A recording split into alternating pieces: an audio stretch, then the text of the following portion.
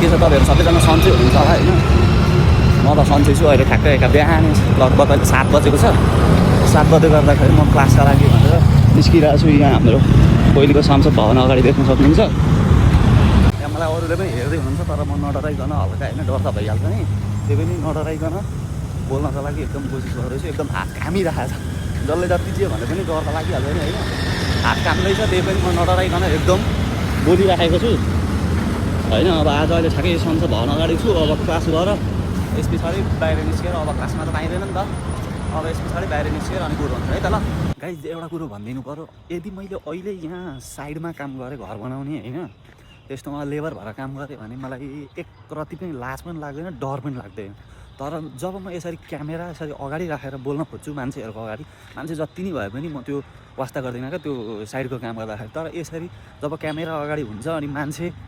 अगाडि हुन्छन् नि त्यति बेला चाहिँ म किन डराउँछु क्या किन लजाउनु क्यामेरा अगाडि बोल्नु छ आफ्नो कुरो बोल्नु छ किन डराउनु म के होला यसको कारण भनिदिनु पऱ्यो केही उपाय भए हजुरहरूसँग मलाई कमेन्टमा भनिदिनु होला ल म हजुरहरूको कमेन्टको प्रतीक्षामा हुनेछु